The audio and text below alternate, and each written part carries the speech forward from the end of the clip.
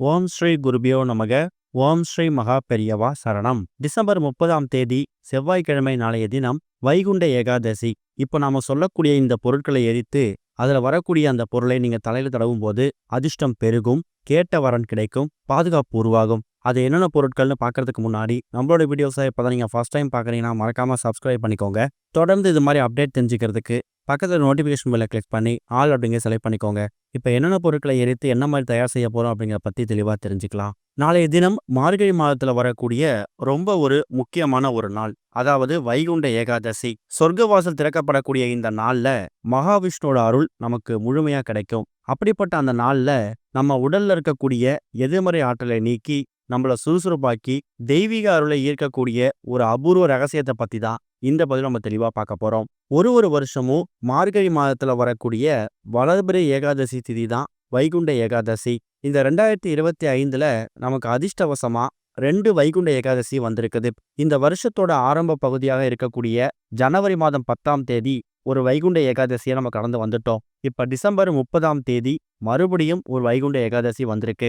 ஜனவரி மாதம் வந்த வைகுண்ட ஏகாதசியை தவற விட்டவங்களுக்கு இது ஒரு வரப்பிரசாதம். வருஷா வருஷம் வரக்கூடிய இந்த மார்கழி வளர்பிறை ஏகாதசி இருக்கு இல்லையா, அப்படிப்பட்ட ஏகாதசி, அந்த வைகுண்ட ஏகாதசி எத்தனை மணிக்கு ஆரம்பித்து எத்தனை மணிக்கு முடியுது அப்படின்னு நீங்க தெரிஞ்சுக்கணும். டிசம்பர் 30 செவ்வாய்க்கிழமை அதிகாலை 3:51 ஆரம்பிக்கக்கூடிய வளர்பிறை ஏகாதசி டிசம்பர் 31ஆம் தேதி புதன்கிழமை அதிகாலை 1:34 வரைக்கும் இருக்கு. சொர்க்க வாசல்னு அழைக்கப்படக்கூடிய அந்த பரமபத வாசல் இருக்கு இல்லையா, அது அதிகாலை நேரத்துல தான் திறக்கப்படும். டிசம்பர் 29ஆம் தேதி இரவே கோவில்ல பல்லாயிரக்கணக்கான பக்தர்கள் குவிய ஆரம்பிச்சிடுவாங்க.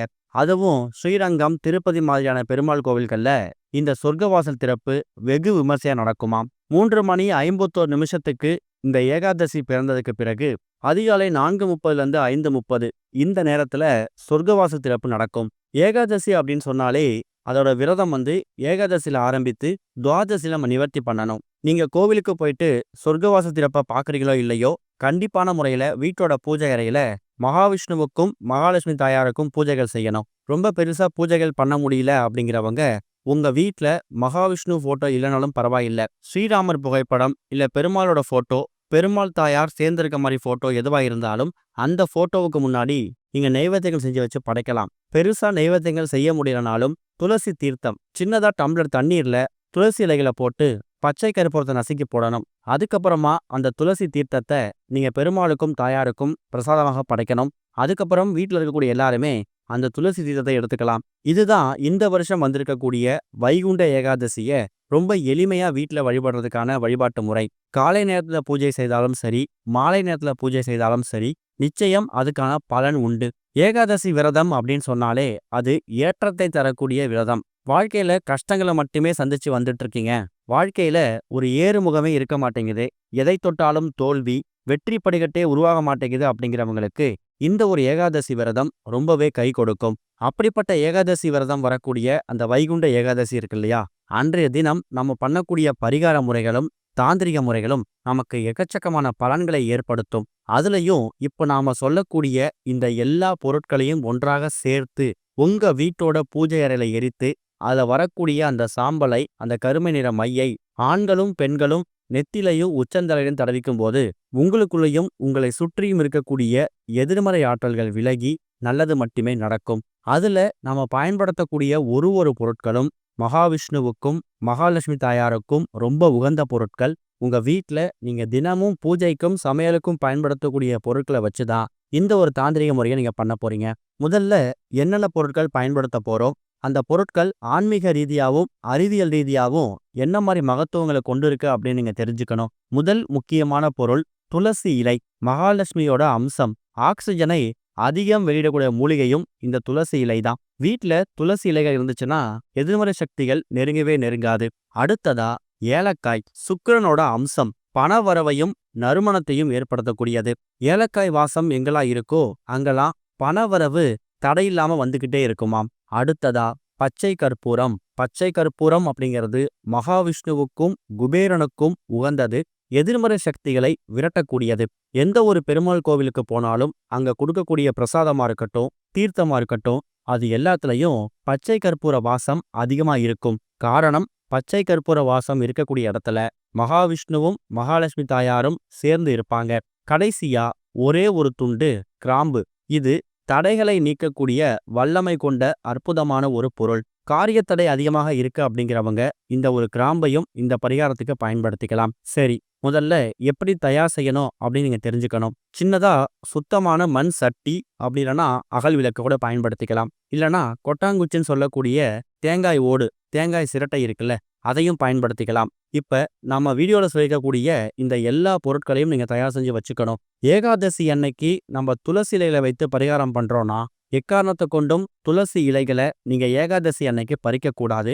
முடிந்தா அதுக்கு முந்தைய நாளே நீங்க பறிச்சு வச்சிடணும். நீங்க எடுத்து வைத்திருக்கக்கூடிய இந்த 4 பொருட்களையும் அந்த மண் சட்டியிலையோ இல்ல மண் அகல்விளக்கிலையோ ஒன்றாக போட்டு அந்த எல்லா பொருட்களும் சேர்ந்து எரியிற மாதிரி ஒரு 2-3 சொட்டு நெய் ஊற்றி அந்த பச்சை கற்பூரத்தை எரிய விடணும். பச்சை கற்பூரம், துளசி இலைகள், கிராம்பு, ஏலக்காய், இந்த 4 பொருட்களும் ஒன்றாக சேரும்போது அதை நம்ம எரிக்கும் போது அதுல ஒரு ஜோதி உருவாகும் இல்லையா?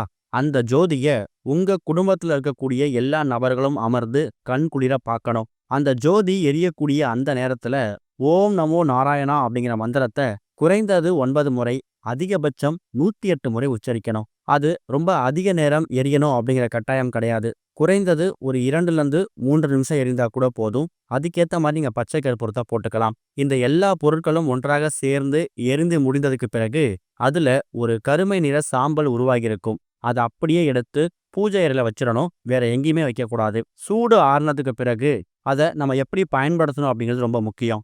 ஆண்களும் பெண்களும் அந்த கருமை நிற சாம்பல் மாதிரி உருவாகிருக்குல்ல, அதுல கொஞ்சமா ஒரு சொட்டு நெய்யோ இல்ல தேங்காய் எண்ணெயோ ஊற்றி அதை பசையா தயார் செய்து உச்சந்தலையை தடவிக்கலாம். உச்சந்தலை அப்படிங்கிறது ஒரு மனிதனுக்கு சகசிரார சக்கரம் இருக்கக்கூடிய அற்புதமான இடம். உச்சந்தலை தான் 1000 இதழ் தாமரை எனப்படக்கூடிய சகசிரா சக்கரம் இருக்கக்கூடிய இடம். இந்த புனிதமான அந்த ஒரு சாம்பலை நீங்க வைக்கும்போது மூலிகைகளோட ஆற்றலும் மற்ற பொருட்களோட மகிமையும் சேர்ந்து நமக்கு எக்கச்சக்கமான அமைதியை ஏற்படுத்தும். மன அழுத்தம் நீங்கும். தெளிவான சிந்தனை பிறக்கும். நமக்கும் நம்மளை சுற்றியும் இருக்கக்கூடிய எல்லா விதமான எதிர்மறை ஆற்றல்களும் உங்களை விட்டு விலகி நன்மைகளை மட்டுமே ஏற்படுத்தும். குளித்து முடித்ததுக்கு பிறகுதான் இந்த ஒரு பரிகாரத்தை பண்ணணும். இதை வைகுண்ட ஏகாதசி அன்னைக்கு தயார் செய்யறீங்கன்னா குறைந்தது 1 மாதம் 2 மாதம் வரைக்கும் அதை நீங்க பயன்படுத்திக்கலாம். சுத்தபத்தம் இல்லாம இந்த கருமை நிற சாம்பல் அந்த மை தயார் செஞ்சிருக்கீங்கல்ல, அதை தொடக்கூடாது. முக்கியமான விஷயமா வெளியில போறீங்க, இல்ல பெண்கள் வெளில போறீங்க, உங்களுக்கு ஒரு பாதுகாப்பு அரண் இருக்கணும். எந்த விதமான கெட்ட சக்திகளும் துர்சக்திகளும் நம்ம பக்கத்துல வரக்கூடாது. போகக்கூடிய காரியத்துல வெற்றி கிடைக்கணும். இது மாதிரி எந்த விதமான கோரிக்கையா இருந்தாலும் வெளியில போகிறதுக்கு முன்னாடி பெருமாளை பிரார்த்தனை பண்ணிட்டு நீங்க வைகுண்ட ஏகாதசி அன்னைக்கு தயார் செய்து வைத்திருக்கக்கூடிய இந்த எல்லா பொருட்களையும் எரித்து வைத்திருக்கக்கூடிய அந்த சாம்பல் இருக்குல்ல, அந்த மை, அதை சாஸ்திரத்துக்கு ஒரே ஒரு துளி எடுத்து நீங்க உச்சந்தலை தடவிட்டு அதுக்கப்புறம் நீங்க வெளில போகும்போது போகக்கூடிய காரியத்துல வெற்றி கிடைக்கும். போகக்கூடிய இடத்துல பாதுகாப்பு வரும்.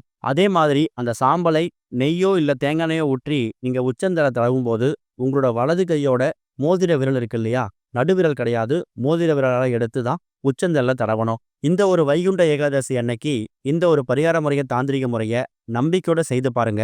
உங்க வாழ்க்கையில நல்ல முன்னேற்றம் ஏற்படுறதை நீங்க பார்க்க முடியும். ஓம் ஸ்ரீ குருபியோ நமக. ஓம் ஸ்ரீ மகா பெரியவா சரணம்.